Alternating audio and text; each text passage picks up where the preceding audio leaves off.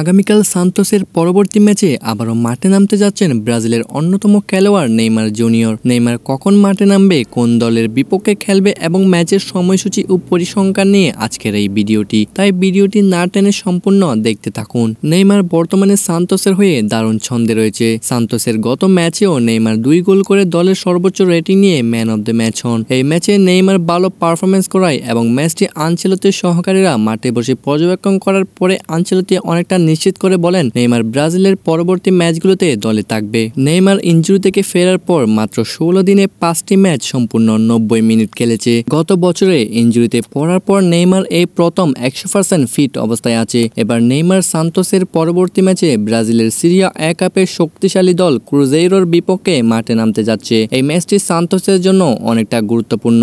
Santos বনাম ক্রুজেইরোর শেষ 5 ম্যাচের হেড টু হেড রেকর্ড অনুযায়ী ক্রুজেইরো জয় পায় 4টি ও সান্তোস জয় পায় 1টি। বর্তমানে ব্রাজিলের সিরিয়া এ কাপের পয়েন্ট টেবিলে 2 নম্বরে রয়েছেন এই শক্তিশালী ক্রুজেইরো এবং 15 নম্বরে রয়েছেন সান্তোস। পরিসংখ্যান অনুযায়ী এই ম্যাচে ক্রুজেইরোর জয়ের সম্ভাবনা 62% ও সান্তোসের জয়ের সম্ভাবনা 14% এবং ড্র হওয়ার সম্ভাবনা 24%। পরিসংখ্যান অনুযায়ী এই ম্যাচে সান্তোসের চেয়ে শক্তিশালী ক্রুজেইরো অনেকটা এগিয়ে থাকলেও নেইমার দলের সাথে থাকায় সান্তোসের জয়ের সম্ভাবনাও অনেকটা এগিয়ে থাকবে, কেননা নেইমার দলের সাথে থাকলে ম্যাচ জেতাও সহজ হয়ে যায়। সান্তোস বনাম ক্রুজেইরোর এই ম্যাচটি অনুষ্ঠিত হবে আগামী সোমবার 11 তারিখ রাত 3টা 30 মিনিটে, অর্থাৎ আগামীকাল রাতেই এই ম্যাচটি অনুষ্ঠিত হবে। তো বন্ধুরা, আপনাদের কাছে কি মনে হয়, নেইমারের সান্তোস কি এই শক্তিশালী দলের বিপক্ষে জিততে পারবে? তা কমেন্টের মাধ্যমে জানিয়ে দিন। আর আপনি যদি নেইমারের ফ্যান হয়ে থাকেন তাহলে চ্যানেলটিকে এক্ষুনি সাবস্ক্রাইব করে রাখুন।